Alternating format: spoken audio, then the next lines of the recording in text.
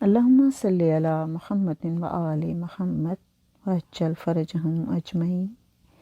جب میری بیوی مدینے میں آئی، مدینے کی عورتیں آپ کے چاروں طرف بیٹھی ہیں اور جناب صغرا نزدیک آ کے کہتی ہیں، پھوپھی مجھے بھائی اکبر کی رخصت تو بتا، میرا بھائی کیسے کیا تھا؟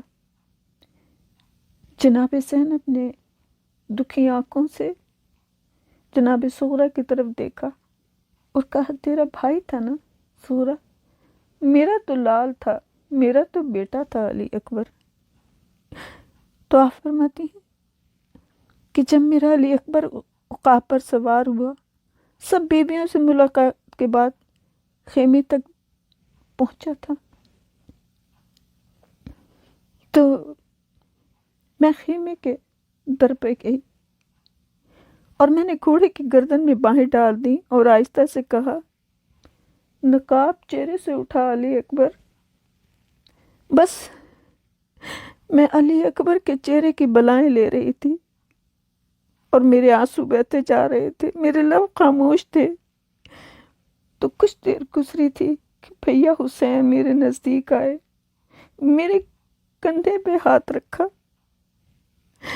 اور پھر ایک آواز میں نے سنی کہ میرا بھائی حسین روتے ہوئے کہہ رہا تھا، بہن زینب مسافر کو دیر ہو رہی ہے، جانے دے زینب مسافر کو دیر ہو رہی ہے۔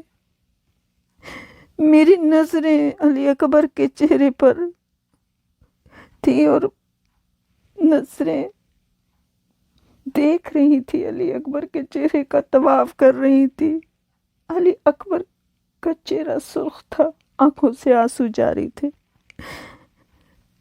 آہستہ آہستہ نے ہمت کر کے اپنے لب کھولے اور میں نے بھیا حسین کی طرف رخ کر کے کہا، بھیا حسین میں چھوٹی تھی، بہن تھی، دیکھتی تھی اماں جب آپ کے بال دھوتی تھیں، آپ کا سر گود میں رکھ لیتی تھی، ایک ہاتھ سے بالوں میں بہت آہستہ آہستہ سے انگلیاں پھیرتی جاتی تھیں، آہستہ آہستہ پانی ڈالتی جاتی تھی اور کہتی جاتی تھی، حسین تجھے تکلیف تو نہیں ہو رہی؟ کبھی کبھی آپ کی پیشانی کو چومتی تھی، کبھی آنکھوں کو چومتی تھی اور رو رو کر کہتی جاتی تھی، تجھے تکلیف تو نہیں ہو رہی؟ بھیا میری گود میں جب اکبر آیا تو میں علی اکبر کا سر اسی طرح دھوتی تھی اور یہ کہتی جاتی تھی، علی اکبر تجھے تکلیف تو نہیں ہو رہی؟ میں اس کی آنکھوں کو چومتی تھی، میں اس کی پیشانی کو چومتی تھی۔ بھیا ماں زہرا کا لال تو حسین ہے، علی اکبر میرا حسین ہے۔ بھیا اس کا ایک بال بھی ٹوٹ جاتا تھا تو میں تڑپ جاتی تھی۔ یہ بتا صبح سے جو میدان میں گیا زندہ واپس نہ آیا، بھیا اس چاند کو کیسے بھیجوں؟ کہا کیسے قربانی دوں میں، کیا کروں میں قربان ہو جاؤں، میرا لال زندہ رہے۔ بھیا حسین نے دوبارہ کہا، زینب نہ خود تڑپ نہ مجھے تڑپا، علی اکبر کو اجازت دے دے، وقت قریب آ گیا ہے۔ جناب زینب نے تڑپ کر جناب صغرا کا سر سینے سے لگا لیا اور ایک قیامت برپا ہو گئی۔ اللہم صلی علی محمد وآل محمد۔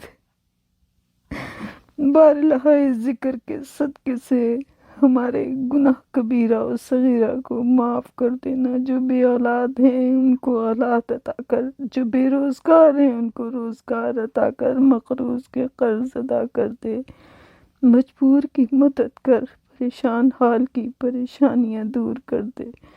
اللہم صلی علی محمد وآل محمد وعجل فرجہم اجمعین۔